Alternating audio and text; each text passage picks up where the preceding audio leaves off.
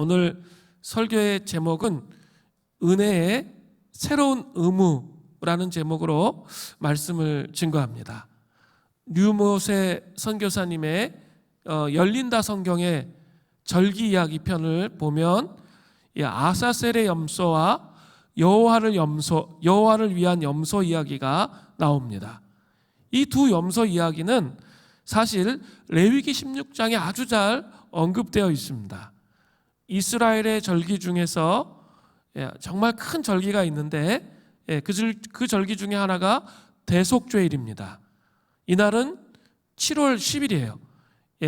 태양력으로는 10월인데 10월 10일인데 이날은 대제사장이 이스라엘 백성들의 죄를 짊어지고 지성소에 들어가서 죄 용서를 받는 그런 예식을 하는 날이에요. 그래서 태양력으로는 10월 10일입니다. 이 대속죄일에 두 마리의 염소를 준비하게 됩니다. 하나는 아사셀을 위해서, 또 하나는 여호와를 위해서 준비합니다. 여호와를 위한 염소는 도살됩니다. 그 피를 대제사장이 성전의 가장 서쪽에 있는 거룩한 방인 지성소의 언약궤, 그 언약궤 시은자 위와 그 휘장 위에 뿌립니다. 이것은 예수 그리스도의 보혈의 피로 죄를 용서받는 것, 그것을 상징합니다. 또 다른 염소 하나가 더 있죠. 아사셀의 염소입니다. 이것은 아사셀의 염소를 가지고 대제사장이 특별한 의식을 행합니다. 대제사장은 두 손을 아사셀의 염소의 머리에 얹고 이스라엘 백성들의 죄를 아주 낱낱이 고백합니다. 이후에 아사셀 염소는 성전의 가장 동쪽에 있는 이 수산 게이트를 통해서 동쪽에 있는 황량한 유대 광야를 향해서 길고도 긴 그런 여정을 떠납니다. 결국 그 염소는 광야에서 죽게 되는 거죠. 이것은 분명하게 우리에게 죄의 결과가 사망인 것을 분명히 보여주고 있습니다. 이 아사셀의 염소와 여호와를 위한 염소의 상징을 통해서 이스라엘의 죄가 멀리 옮겨지는 거죠. 시편 103편 12절에 보면 이런 말씀이 나와요. 동이 서에서 먼 것 같이 우리의 죄과를 우리에게서 멀리 옮기셨으며. 자, 이해가 되셨죠? 완전히 반대로 가는 거잖아요. 여호와를 위한 염소는 지성소에서 죽죠. 그래서 서쪽의 끝으로 가는 거죠. 아사셀의 염소는 어떻게 해요? 동쪽으로 통해서 유다 광야로 나가서 죽잖아요.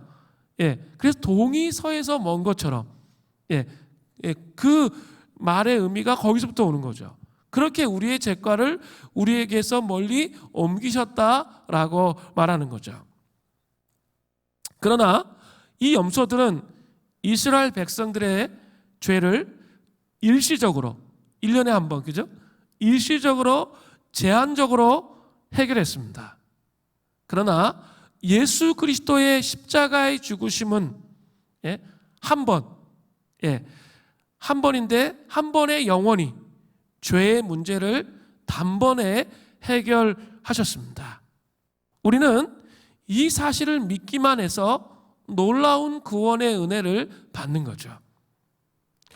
우리는 예수님을 믿음으로 하나님의 자녀가 되었죠. 여기에다가 하나님의 자녀의 자격을 유지하는 것도 똑같아요. 예수님을 믿는 믿음으로 유지되는 거예요. 복음은 처음에는 믿음이고 다음에는 율법이 결코 아니라는 거죠. 처음 예수 믿을 때에도 믿음으로 시작하고 그 다음에도 계속해서 하나님을 의지하는 그 믿음으로만 사는 거예요. 근데 이 많은 사람들이 신앙생활을 하는 것을 보면 처음에는 예수 믿을 때는 믿음으로 시작해요. 그러나 믿음으로 유지하는 신앙생활이 무엇인지 전혀 몰라요. 그래서 다시 또 자신의 의지와 노력으로 빠져버리는 거죠. 그렇게 신앙생활하는 경우들이 너무나 많습니다. 신앙생활은 뭐예요? 예수 믿을 때도 믿음으로 하는 것이지만 우리가 늙어 죽을 때까지 뭐예요? 복음은 예수 그리스도를 바라보고 하나님을 의지하는 것으로 끝나는 거예요. 내 의지, 내 노력이 들어가는 게 아니에요. 그죠? 그것이 복음이에요. 그죠? 그러니까 그것을 가리켜서 뭐라 그래요? 은혜라고 하는 거잖아요. 자, 로마서 6장 15절은 6장 1절 시작할 때가 똑같아요. 그런즉 어찌하리요? 우리가 법 아래 있지 아니하고, 법이 율법이죠? 법 아래 있지 아니하라고 은혜 아래에 있으니 죄를 지으려 그럴 수 없느니라. 뭐예요? 율법 아래 있지 않고 은혜 아래 있기 때문에 내 맘대로 살아도 되겠네? 그게 아니라는 거예요. 은혜로 말미암는 구원을 받은 우리들은 구원의 은총이 너무나 크기 때문에 큰 책임을 떠안게 됩니다. 오늘 본문에서 사도 바울은 이 두 가지의 비유를 통해서 이 새로운 의무, 즉 성화의 의무에 대해서 언급하는 거예요. 이 새로운 은혜의 새로운 의무는 뭐와 연관이 되죠? 성화의 의무와 연관이 되는 거예요. 근데 비유로 말하고 있어요.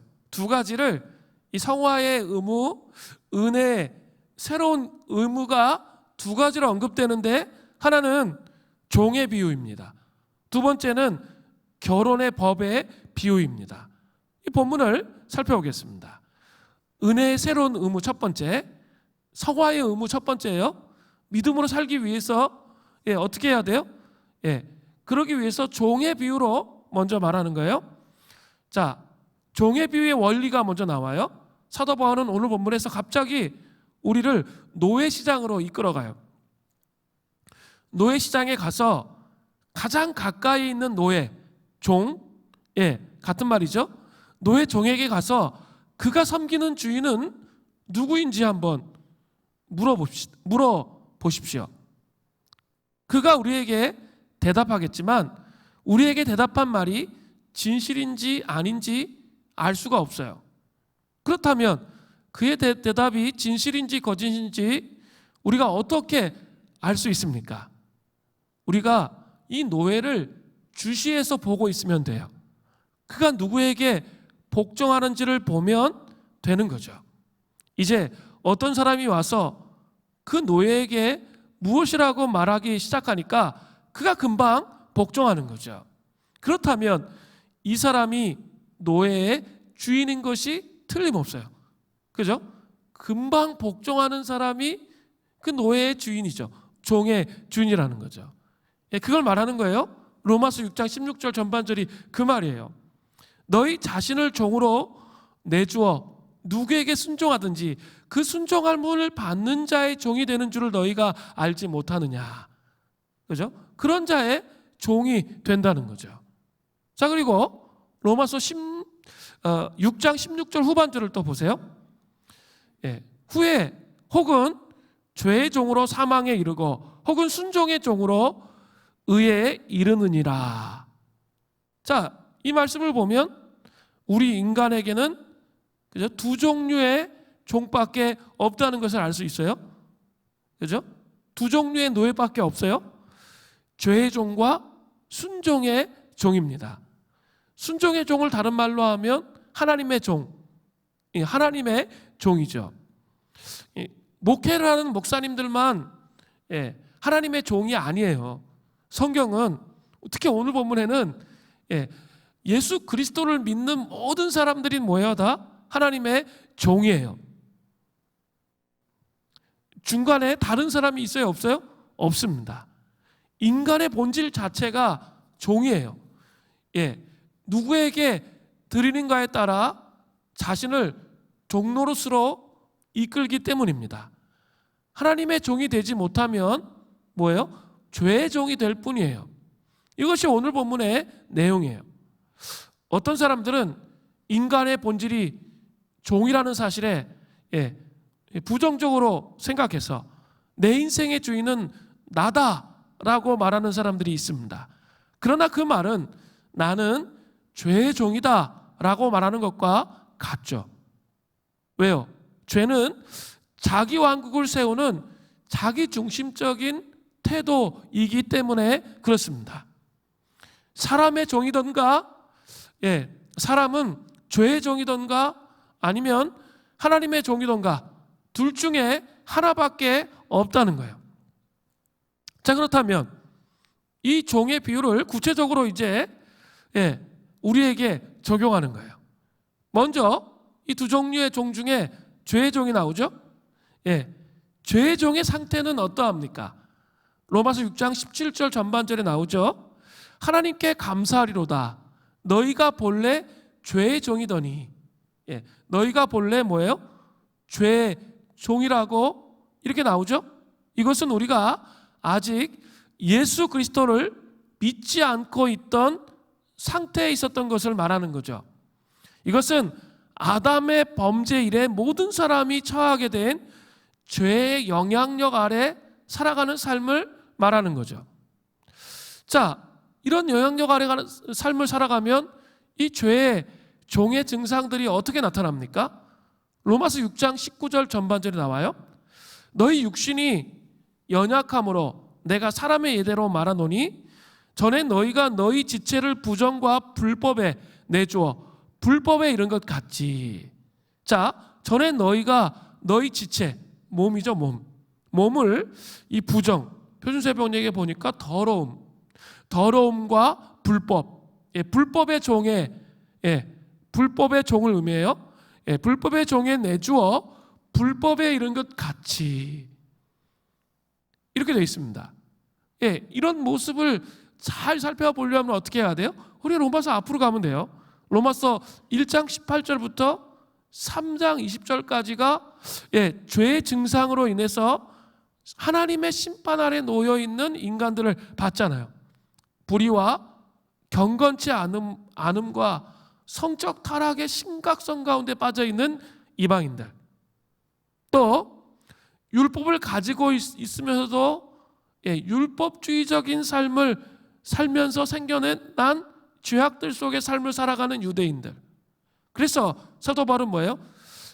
의인은 없나니 하나도 없고 깨닫는 자도 없고 하나님 뜻을 찾는 자도 없고 다 편협하고 치우쳐 있다. 그래서 모든 인간은 죄인이다. 사도 바울이 그런 선언을 했잖아요. 이게 죄의 종의 증상이죠. 우리는 죄의 종으로 사는 법에 너무나 익숙해요. 그러나 하나님의 종으로 사는 법에는 서툴고 초보적일 때가 너무 많아요. 한번 생각해 보세요. 미워하는 법 세미나 이런 거 들어본 적 있으세요? 뭐 그런 거 해요? 미워해요? 미워하는 법 세미나 해야 미워합니까? 아니에요. 그냥 본선적으로 그냥 미워해요. 또 질투로 사는 7단계 뭐 성경 공부 이런 거 해야 여러분 질투합니까? 그냥 본성적으로 그냥 질투해요. 열등감을 훈련하라. 뭐 이런 인성교육 프로그램 뭐 받아야 열등감을 느끼십니까? 그냥 본능적으로 느껴요. 그죠? 그렇게 살아갑니다. 그게 뭐예요? 죄의 종의 증상이라는 거죠. 서울대 정신과 권준수 교수는 나는 왜 나를 피곤하게 하는가에서 이런 얘기를 했어요. 한국인 모두가 병원에 갈 정도는 아니지만 강박 증세를 공유하고 있다라고 말했습니다. 한국 사회는 이 빨리빨리병, 인류병, 평등 강박증 뭐 이런 것 등으로 열등감과 비교의식에서 시작된 강박 증세에 빠져서 서로를 증오하고 질투해서 가정과 사회를 파괴한다고 보았습니다. 다른 사람보다 우월하기를 원하지만 자꾸 뒤처지는 거예요. 그걸 매우 싫어해요. 그래서 모든 것에 척척박사가 된 것처럼 사람들에게 보여지기를 원해요. 아는 척, 있는 척, 예쁜 척, 잘난 척, 지나치게 잘난 척하는 사람들은 성격 장애를 가진 그런 사람들이라고 말해요. 또 열등감에 빠진 사람들은 또 어때요? 지나치게 착취적이에요. 그들은 자신과 주변 사람들을 고통스럽게 하고 피곤하게 만드는 거죠. 한국 사회 안에 이런 증상들이 뭐예요? 이미 죄의 종의 심각한 증상이 우리 사회를 짓누르고 있다는 것을 분명히 보여주고 있습니다. 그렇다면 이러한 죄의 종의 결론은 뭡니까? 로마서 6장 20절부터 21절을 보세요. 너희가 죄의 종이 되었을 때에는 의에 대하여 자유로웠느니라. 의에 대해 자유로웠죠, 그죠? 너희가 그때 무슨 열매를 얻었느냐? 이제는 너희가 그 일을 부끄러워하나니. 죄의 종일 때를 우리가 부끄러워하죠. 이는 그 마지막이 뭐기 때문에 그래요? 사망임이라. 또 보세요. 로마서 6장 23절 전반절에 보세요. 죄의 싹은 사망이요. 여기서 싹은 정당한 노동의 대가를 받는 그 보수를 말하는 거죠. 여기에서 죄를 짓는 자가 마땅히 받아야 할 대가가 뭐라는 거예요? 사망이라는 거예요. 사망은 단순하게 육체적인 죽음만을 의미하지 않습니다. 하나님과 멀어져서 영원한 형벌을 받는 것을 의미하는 거예요. 죄의 종으로서 삶은 순간적으로는 낙을 누리는 것 같아요. 즐거움을 누리는 것처럼 보이지만 반드시 결과는 어때요? 쓰라린 결말을 맞이하게 된다는 거예요. 사망이라는 결말을 맞이하게 된다는 거죠. 우리 경험적으로 알잖아요. 불륜이란 죄를 저지르면 어떻게 되죠? 감정적으로 지금 이것을 하고 얻지 않으면 견딜 수 없는 마음이 감정적으로 있겠지만 결국은 그 불륜의 죄를 저지르게 되면 가정이 깨어지는, 그죠? 사망에 이르는 이 자녀들이 이렇게 와이프가 사망에 이르는 그 고통 가운데 들어가는 그런 것을 보면 분명히 알 수 있습니다. 자, 그것이 죄의 종의 모습이에요. 그렇다면 하나님의 종, 두 종류밖에 없다 그랬는데 하나님의 종은 어떻습니까? 로마서 6장 17절 후반절부터 18절에 보세요. 너에게 전해 준 바 교훈의 본, 이게 뭘까요? 복음이죠, 그죠? 복음을 마음으로 순종하여 죄로부터 해방되어 의에게 종이 되었느니라. 이 복음의 메시지를 어떻게 해야 되는 거죠? 마음으로 순종하면, 그죠? 우리가 하나님의 종이 되는 거죠. 우리 그래서 그렇게 예수님을 영접해서 하나님의 종이 된 거예요. 그렇다면 하나님의 종으로 감당해야 할 의무가 뭘까요? 로마서 6장 19절 후반절에 아주 잘 나와요. 이제는 너희 지체를, 몸을 어떻게 하라는 거예요?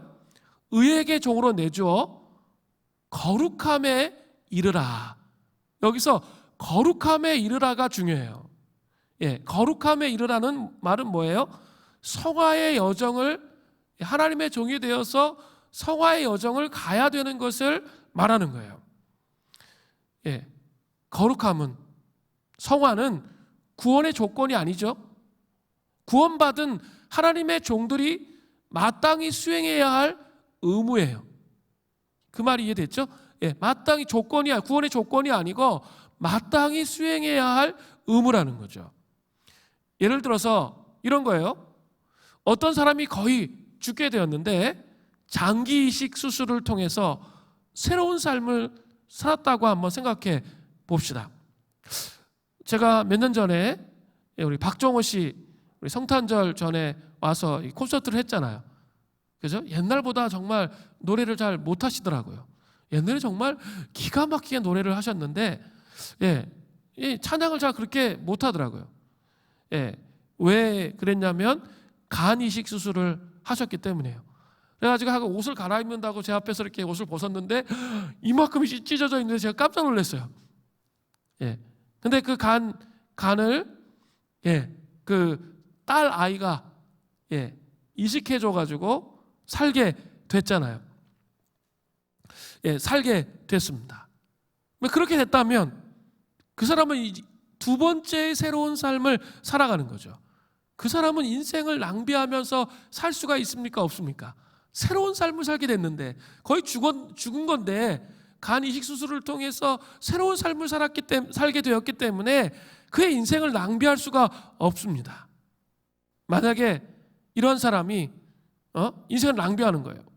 알코올 중독에 빠져, 술에 빠져가지고 알코올 중독으로 빠져들고 마약 중독에 빠지고 나쁜 짓만 골라 한다면 이게 얼마나 어리석은 인생이 되겠어요.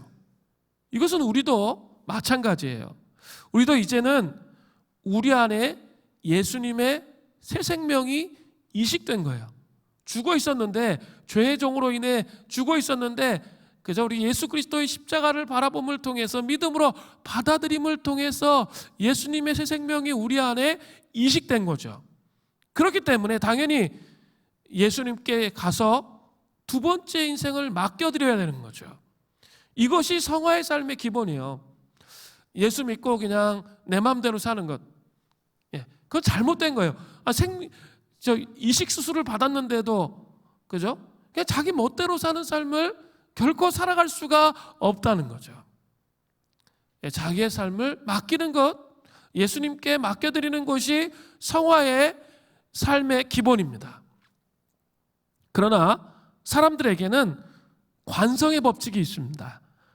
죄를 짓고 있었다면 그것을 쉽게 바꾸려고 하지 않는 고집입니다.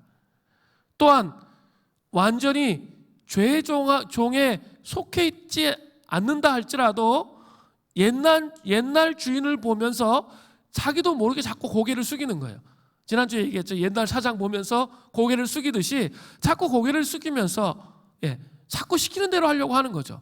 이 과거의 막 트라우마 때문에 우리가 그럴 수가 있는 거죠. 일시적으로 혼란스러울 수도 있습니다. 그러기에 죄가 다시 주인 노릇을 하려고 할 때 우리는 분명히 그것에 대해서 싫다라고 분명하게 거부를 해야 한다는 거예요. 릭 하워드, 제이미 라시라는 사람의 책, 부요한 구원, 가난한 구원, 그런 책이 있어요. 부요한 구원, 가난한 구원. 이 책에는 이 성화의 길에서 승리하는 삶에 대해서 아주 잘 말하는 그런 내용이 나옵니다. 이런 내용이 나와요. 최근에 나는 나 자신에 대해 새롭게 반응하는 법을 배우고 있습니다. 결과는 나를 깜짝 놀라게 했습니다. 사탄이 너는 부족해 라고 이야기하지만 나는 그래 맞아. 그러나 예수님도 부족한 분이신가?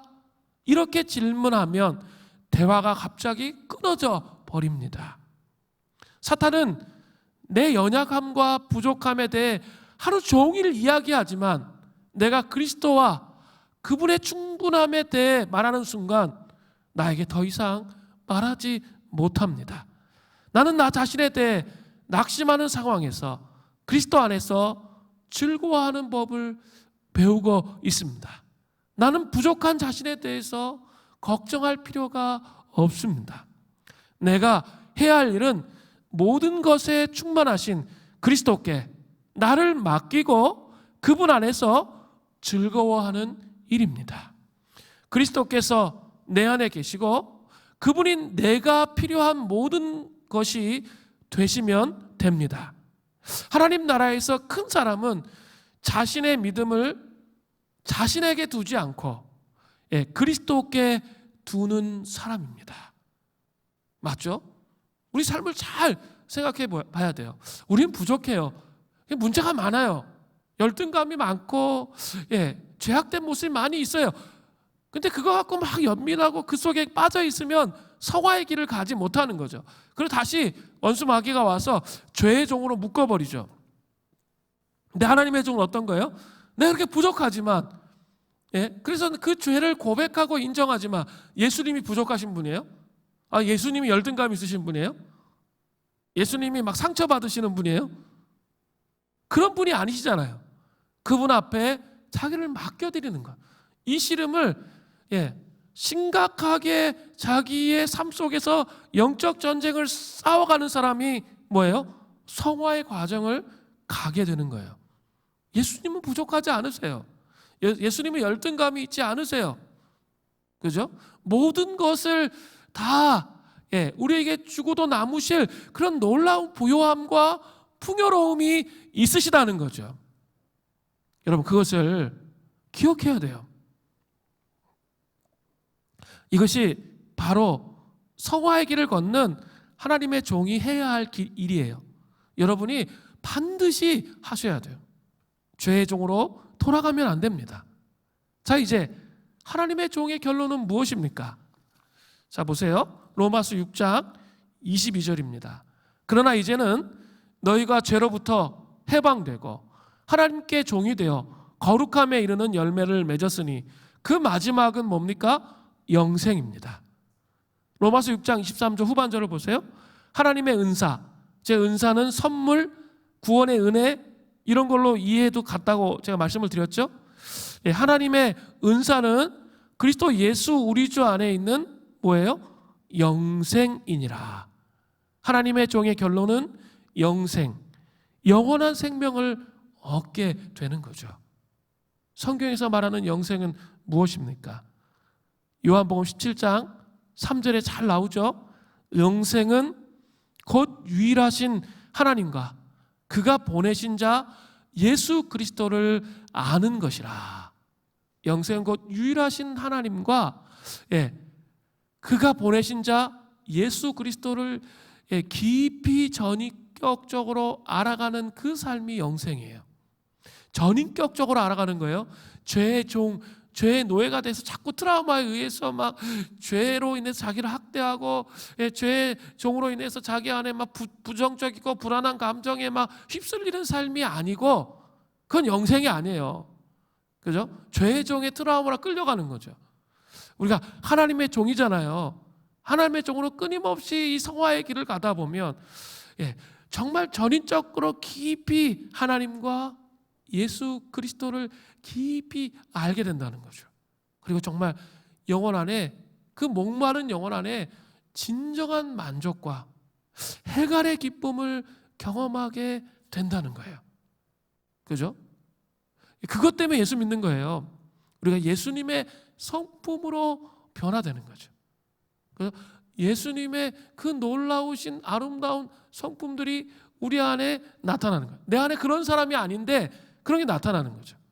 뭐 예수님의 성품은 성령의 9가지 열매 있잖아요. 뭐 사랑, 희락, 오래 참음, 사랑, 희락, 화평, 오래 참음, 자비, 양선, 충성, 온유, 절제, 이런 열매들이 균형 잡히게 자기 영혼에게 풍성하게 맺혀져서 정말 하나님이 창조하신 아름다운 사람처럼, 그죠? 예수님을 닮아가고 하나님을 닮아가는 그 삶, 그 삶에 행복이 있어요. 진짜 만족이 있어요. 세상 그 어떤 곳에도 행복과 만족은 없는데 예수 그리스도를 온전히 추구하다 보면 그 마음속에 이런 행복과 만족이 나타난다는 거예요. 그죠? 그런 삶을 살아가는 게 뭐예요? 영생을 이 땅 위에서 누려가는 삶이에요. 제가 금요신명 기도회 때 좀 말씀을 드렸는데, 군대 생활하는 형제가 좀 얘기하는 얘기를 제가 들었어요. 자기는 군대 가기 전에 성선설을 믿었다는 거예요. 인간은 전부 착하고 막 그렇다는 거예요. 근데 군대 가서 보니까 인간들은 정말 악설이 맞다고, 정말 악하다는 거예요. 근데 그 이제 논지가, 군대에 이제 구타가 다 없어졌잖아요. 구타가 없어요. 그죠? 군대 구타가 다 없어지면 더 좋을 것 같잖아요. 근데 인간들은 다 죄성이 있단 말이에요. 그리고 군대에서는 자기가 손해보기가 쉽지가 않아요. 조금도 손해보고 싶지가 않아. 그런 마음이 죄된 본성이 있거든요. 그러니까 어떻게 해요? 머리를 굴리는 거죠. 머리를 굴려서 정신적으로 구타하지 않는 대신에 정신적으로 스트레스와 고통을 주는 거예요. 차라리 우리 때는 이제 얻어맞았어요. 그런데 사실 정이 있었거든요. 그리고 참 이렇게 좋은 사람들이 많았었어요. 근데 이제는 그 인간성을, 부요해지면서 인간성을 잃어가는 그런 모습들을 군대 안에서 보는 거죠. 죄된 인간의 본성을 보는 거예요. 직장 생활은 어떻습니까? 뭐 여러 가지 문제들이 막 일어나면서 이제 직장 생활도 뭐 성추행, 성폭행 문제들, 그래서 미투 문제, 그리고 또 뭐 이제 꼰대라는 얘기 뭐 그런 얘기 듣기 싫은 거죠. 예? 그러다 보니까 이제 어떻게 해요? 무관심해지는 거죠. 그 너는 너고 나는 나야. 그러면서 이제 정적인 관계들, 인간의 정적인 관계들 이런 게 다 이제 깨지는 거예요. 차라리 혼나면서도 또 이렇게 뭔가 이렇게 정을 통해서 이렇게 연결되어지는 그런 부분들이 있었거든요. 과거에는 직장생활 속에서도 서로 좀 책임져주고 이런 게 있었는데 그런 게 점점 좀 없어지는 거죠. 그러면서 어떻게 됩니까?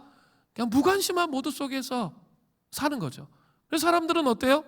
그런 모드 속에서 건강하게 더 좋은 나은 세상을 만들기 위해서, 평등한 나은 세상을 만들기 위해서 그렇게 했는데 오히려 사람들은 어때요?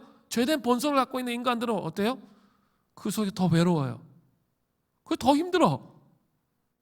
정을 느끼지를 못하잖아요. 함께 한다는 것이 없어지잖아요. 외롭고 힘들어지는 그런 삶을 살아간다는 거죠. 이런 시대에 그리스도인들이 있어요. 이런 시대에 하나님의 종으로 우리가 사는 거예요. 근데 이런 시대에 하나님의 종으로 섬김의 삶, 그리스도의 향기를 바라는 삶을 사는 게 쉬울까요? 어려울까요? 어려워요. 요새 많이 이해되고 있어요. 젊은 그리스도인들이 이 땅에서 그리스도의 향기를 바라며 사는 게 어릴수록 정말 힘들겠다. 이런 생각이 정말 많이 들어요. 어려워요. 그러나 정말 그리스도의 향기를 바라는 하나님의 종으로 그 영생을 내 안에 누리는 그 영생의 풍부함, 그 예수 그리스도의 풍부함 여러분 있으세요? 예수 그리스도의 풍부함이 내 영혼 안에 있는 것, 그것이 채워져서 흘러가도록 옆에 사람들에게 나누기 시작하며 오히려 위기가 기회가 될 수 있는 거예요. 왜냐하면 많은 사람들이 소외를 느끼고 그 비인격 속에서 상실감을 느끼는 그런 사회 속에서 살고 있고, 앞으로 더해질 것 같아요. 더 평등을 이야기하지만 더 소외되고 더 외롭고 더 힘들고, 이런 시대에 복음은 나가서 길거리에서 막 외치는 그런 시대는 이제 대한민국에서 지났어요. 그것이 아니라 진짜 복음을 내가 내 안에 그리스도가 충만하게 채워짐을 통해서 사람들에게 나누는 거예요. 그리스도가 충만하게 채워지는 거 그거 쉽지 않아요. 성화의 의무가 있는 거예요. 말씀을 가지고 씨름해야 돼요. 정말 쉽지 않아요. 기도로 씨름을 해야 돼요. 그게 쌓이고 쌓여서 있죠. 내 인간적인 감정, 세속적인 생각 이런 게 사라지는 거지 한순간에 쫙 되지 않아요. 절대. 그래서 씨름하고 몸부림치는 거예요. 그래서 그리스도의 향기를 바라는 사람이 돼야 돼요. 하나님은 하나님의 종이 되어 성화의 길을 가는 우리가 사랑의 종이 되기를 원하세요. 구약시대에 주인이 해방시켜 주었어도 그 주인을 사랑해서 스스로 노예, 스스로 종이 되는 경우가 대단히 많았어요.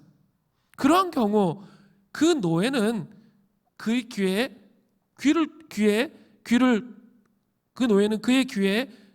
구멍을 뚫었습니다. 자발적인 노예라는 뜻이에요. 이처럼 하나님은 어떤 규칙과 법의 잣대를 내세워서 이대로 하지 않으면 넌 죽어, 벌 받아, 이런 식으로 겁을 주고 협박하는 일을 하기를 원하지 않으세요. 제가 첫 주에 만화 철로역정 우리가 추천해드렸죠. 그 만화는 꼭 보시기를 바라요. 철로역정 이 만화에 아주 인상 깊은 것 중에 하나가 뭐냐면 율법에 대한 내용이 나오는데 아주 큰 산이에요. 율법이 아주 큰 산으로 나와요.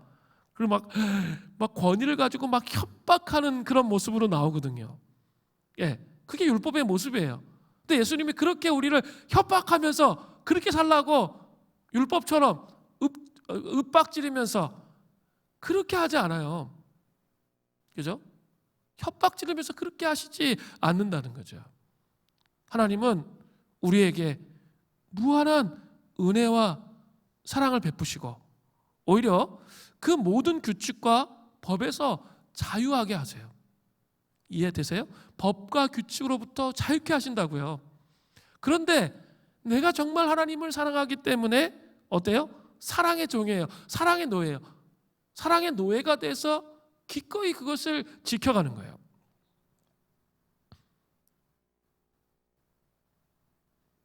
하나님을 향한 사랑이 가장 강력한 동기가 되어서 하나님은 우리가 하나님의 종으로 살아가기를 원하세요.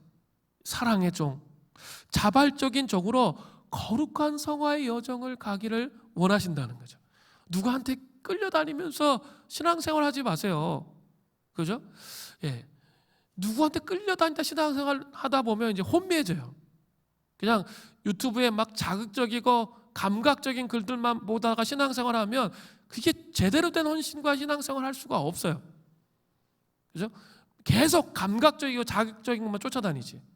신앙생활은 감각적이고 자극적인 것이 어떤 부분에 필요하지만 모든 신앙생활은 그것으로 이루어져 있지 않아요.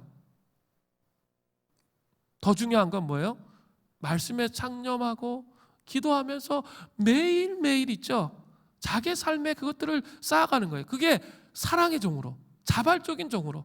그래서 하나님을 더 깊이 알아가고자 하는 강한 열망으로 영생을 누리고자 하는, 예수님이 정말 어떤 분인지 너무 알고 싶어. 그래서 그분이 내 안에 충만해지기를 정말 바라요. 그래서 그렇게 해나가는 거죠. 그러면 정말 이렇게 사람들이 막 이렇게 혼돈스럽게 해도 혼돈스럽지 않아요. 어떤 길이 바른지 알아요. 근데 왜 혼돈스럽냐면 자기가 읽은 말씀이 없어요. 그리고 자기가 먹은 말씀이 없고 자기가 기도한 기도가 없어요. 그럼 혼돈스러워요. 시대에 분별을 하지 못한다는 거예요. 자극적인 메시지 너무 좋아하지 마세요. 그게 우리를 파멸의 길로 인도할 수도 있어요. 그죠? 그것이 아니고 우리가 하나님 앞에 어떻게 가야 할지를 사랑의 종으로 그렇게 세워져 가야 한다는 거예요. 자, 첫 번째 종의 비유를 통해 성화의 새로운 의무, 그죠? 은혜의 새로운 의무 이해되셨죠? 두 번째 또 나옵니다. 은혜의 새로운 의무, 성화의 의무. 두 번째는 결혼의 비유입니다. 결혼법의 비유인데요. 결혼법의 비유의 원리를 먼저 좀 보겠습니다. 로마서 7장 1절을 보세요. 형제들아, 내가 법 아는 자들에게 말하노니 너희는 그 법이 사람이 살 동안만 그를 주관하는 줄을 알지 못하느냐. 자, 형제들아, 내가 법 아는 자들에게 말하노니 라고 되어 있죠. 사도 바울이 이렇게 말하는 것은 로마 그리스도인들은 로마에 사는 사람들이잖아요. 로마 사람들은 어때요? 누구보다도 법의 성격을 잘 알았어요. 법을 잘 알았던 사람들이에요. 그래서 이런 표현을 하고 있는 거예요. 형제들아, 내가 법 아는 자들에게 말하노니 이렇게 표현하고 있는 거예요. 그런데 지금도 마찬가지이지만 그 당시 로마법은 사람이 살아있는 동안만 그 사람을 주관했어요. 이것을 가지고 사도 바울은 이제 결혼의 법에 대해서 말하고 있는 거예요. 로마서 7장 2절부터 3절을 보세요. 남편 있는 여인이 그 남편 생전에는 법으로 그에게 매인받으나 만일 그 남편이 죽으면 남편의 법에서 벗어나느니라. 그러므로 만일 그 남편 생전에 다른 남자에 가면 음녀라. 그러나 만일 남편이 죽으면 그 법에서 자유롭게 되나니 다른 남자에게 갈지라도 음녀가 되지 아니하느니라. 자, 이 말씀을 좀 이렇게 깊게 이해해야 되는데, 우리나라나 서구 세계는 어때요? 서로 마음에 맞지 않으면 뭐 결혼했는데 신혼여행 가서 막 이혼해버리잖아요. 그래도 법적으로 뭐 괜찮아요. 그러나 로마 시대에는 그렇지가 않았어요. 남편과 결혼을 하면 그 사람에게서 벗어나지 못하는 것이 로마의 법이었어요. 남편이 폭력을 휘두르든 불륜을 저지르든 아내는 남편에게 예속되는 것이 로마의 법이었습니다. 그냥 고통 속에서 눈물 짓고 한숨 지으면서 삶을 살아야 했습니다. 그러나 딱 한 가지, 그런 남편에게서부터 벗어날 수 있는 방법이 있습니다. 그것은 남편이 죽으면 자유롭게 되는 거예요. 남편이 죽으면 완전히 해방되어서 얼마든지 자신이 원하는 삶을 살 수 있었고, 재혼해서 자기가 좋아하는 사람과 살 수가 있었습니다. 예. 이렇게 해도 그는 음녀가 되지 않는 거예요. 남편이 안 죽었는데 딴 사람한테 갔어. 그러면 그게 이제 음녀가 되는 거예요. 그러나 그렇게 하지 않고 남편이 죽었는데 다른 사람에게 갔어. 그건 합당한 거예요. 그 법에. 예, 이것이 바로 그 남편이 죽으면 남편의 법에서 벗어나느니라는 말씀의 의미예요. 자, 이제 이 말씀을 가지고 적용을 해야 돼요. 예, 적용을 해야 되는데 결혼법의 비유의 적용이 두 가지인데, 예, 옛 남편과 새 남편이에요. 자, 옛 남편은 누굴까요? 로마서 7장 5절에 보니까 우리가 육신에 있을 때에는 율법으로 말미암는, 표준세 번역 보니까 율법을 따르는 이렇게 되어 있거든요. 율법을 따르는 죄의 정력이 우리 지체 중에 역사하여, 우리 몸 중에 역사하여 우리로 사망을 위하여 열매 맺게 하였더니, 옛 남편은 누구예요? 바로 율법이에요. 율법을 따르게 되면 죄의 정력이 우리 몸에 역사해서 우리로 죄의 종이 되어서 사망을 위해서 열매를 맺게 한다는 거예요. 자, 이해됐죠? 앞부분의 내용들과 비슷하죠. 죄의 종. 율법이 그렇다는 거예요. 하나님의 종이 되었지만 여전히 삶 속에서 하나님의 은혜가 메마르고 냉랭해져서 율법적 영성으로 돌아가서 자신을 괴롭히는 사람들이 참 많습니다. 예, 율법적 영성으로 돌아가면 자기 안에 있는 죄성과의 싸움에서도 반드시 패합니다. 백전백패예요. 필패하게 되는 거죠. 자기 안에 있는 죄의 욕망에 대해서 수없이 고민하고 절망하면서 자신을 지켜나가려고 막 율법으로 지켜나가려고 몸부림을 막 치게 됩니다. 그래서 어떻게 됩니까? 더 많이 기도해야 돼. 더 많이 성경 읽어야 돼. 잠도 덜 자고 그렇게 성경 읽고 말씀 보고 기도하고 씨름해야 돼. 강박적으로 이렇게 막 생각하는 거죠. 그래서 스스로 막 너 같은 거는 그렇게 해야지 막 그렇게 해줘 하면 스스로 막 무섭게 막 채찍질을 하는 거예요. 그러나 언제나 죄에 넘어지고 실패할 수밖에 없습니다. 언제나 그런 삶이 우울해. 예수 믿으면 얼굴에, 예수님을 알아가면 있죠, 얼굴에 나타나요. 얼굴에 그 영원한 삶을 누리는 거 있죠. 그 삶의 기쁨과 행복이 진짜 있어야 돼. 머릿속, 생각 속에, 마음 속에. 예수님 믿으면 정말 행복하구나, 이런 게 마음속에 있어요. 그런데 있죠, 안 한 것만 생각하기 때문에 어때요? 우울해요. 나는 좀 더 기도해야 돼. 나는 좀 더 말씀 봐야 돼. 나는 좀 더 회개해야 돼. 자기 학대하는 강박적인 것은 그 율법의 영에 휩싸인 거예요. 이걸 분명히 알아야 돼요. 기독교 안에는 이러한 암초들이 존재해요. 잘못하다 보면 종이 한 장 차이인데 있죠. 제가 아까 사랑의 노예, 사랑의 종으로 있죠. 하나님 더 깊이 알고자 하는 거라.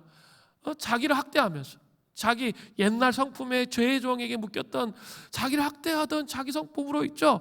그렇게 하는 것은 기독교 안에 있는 암초예요. 율법의 올무예요. 그거 조심해야 돼요. 저희 강박적인 성격과 연합해서 자신을 정말 힘들게 하는 거예요. 자, 그게 다시 죄의 종으로 돌아가는 그런 모습이라는 거예요. 우리를 고통스럽게 했던 옛 남편, 율법에게로 돌아가지 마세요. 제가 분명히 말씀드려요. 우리를 괴롭게 하고 힘들게 했던 옛 남편으로 돌아가면 우리는 피골이 상접한, 그죠? 기쁨이 하나도 없는 그런 신앙생활을 하고 말 것이에요. 기독교 안에 암초라고 그랬어요. 이게 너무 많아요. 그래서 조심해야 돼요. 나는 정말 옛 남편으로 돌아갔나 살펴봐야 되는 늘. 자, 그러면 새 남편은 누구입니까? 로마서 7장 4절을 보세요.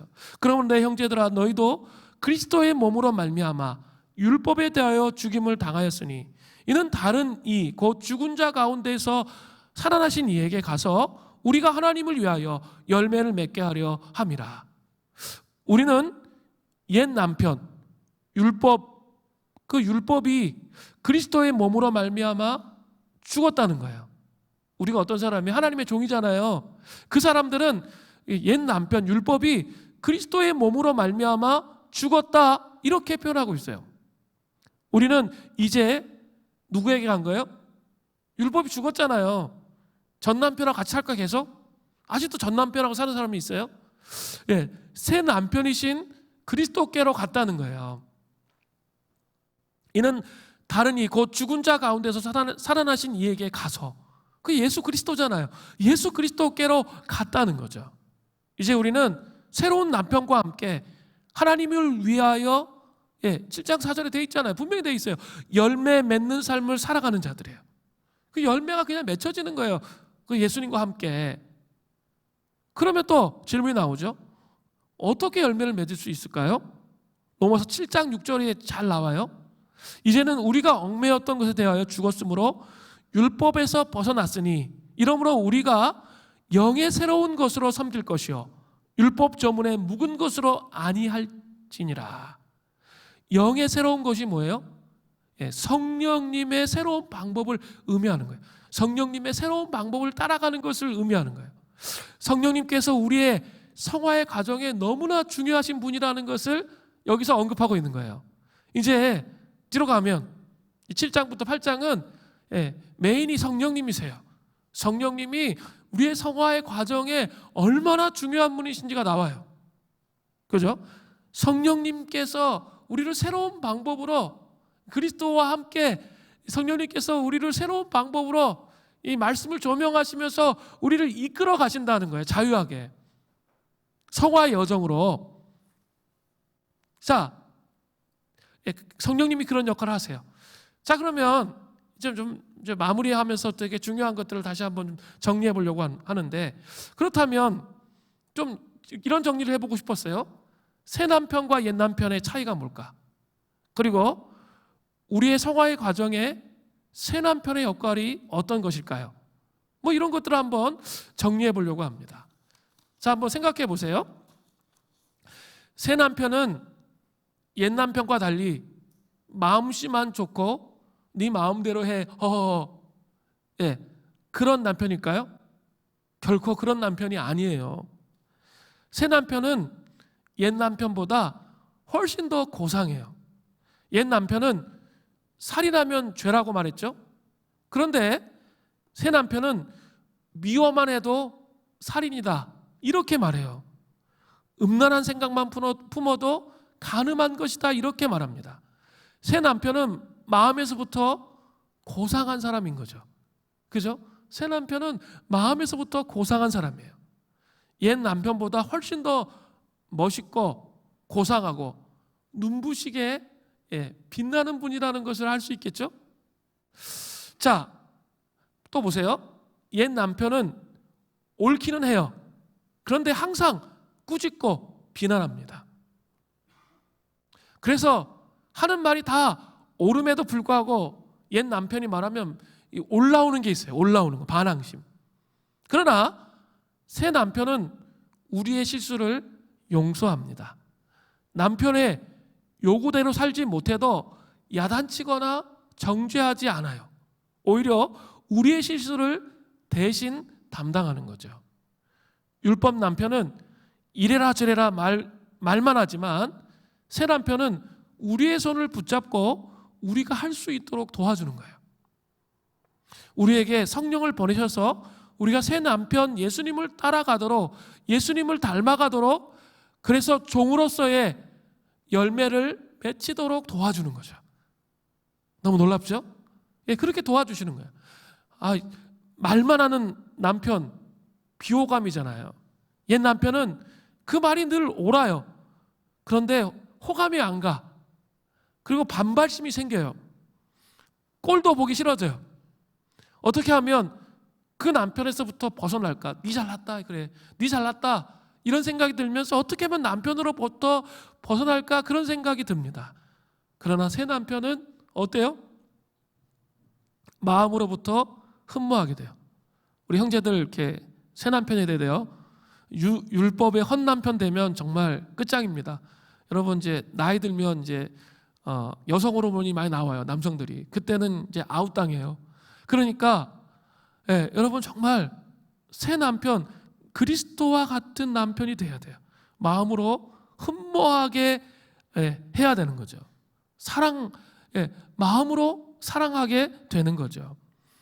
그분과 늘 함께하고 싶어요.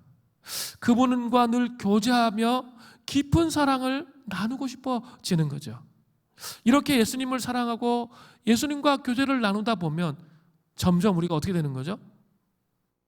새 남편은 니 잘났다 했는데, 그리고 나는 나의 길 간다 했는데 새 남편을 닮아가고 싶어지는 거죠.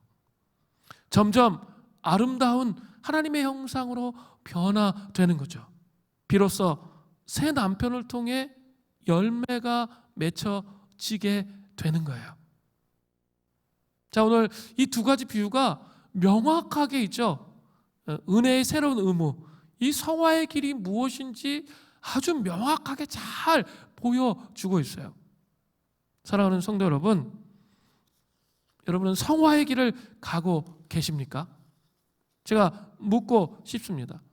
블랙홀에 빠져가지고 죄의 종에 사탄 죄의 종이 다리 발목을 잡아서 그냥 끊임없이 그 죄의 종의 노예가 되어서 그 속에서 허우적거리는 삶을 살고 계세요? 예수 그리스도를 알매도 불구하고 그 속에서 허우적거리는 삶을 살도록 우리는 부르심을 입지 않았어요. 여러분 성화의 여정을 가야, 그죠? 주님을 믿음으로 바라볼 수 있어야 하나님의 음성을 듣죠. 아니, 저한테 그런 분들이 와서 있어요. 이렇게 와서 하나님 음성 어떻게 들어요? 하나님 어떻게 말씀하세요? 중요한 건 있죠. 그게 중요한 게 아니에요. 성화의 여정을 가셔야죠. 내가 성화의 여정을 가고 주님을 바라보고 있어야 주님께서 말씀하시죠. 아니, 사랑하는 아내가 이렇게 남편이 같이 부부 생활을 하다 보면 그죠? 불편한 것, 또 말하지 않아도 있죠. 요구하는 것이 무엇인지 알아요. 그죠? 그것이 무엇인지 알아요. 우리 그런 삶으로 우리가 초대를 받은 거예요. 예? 우리가 예수님의 순결한 신부로 그렇게 초청을 받은 거죠.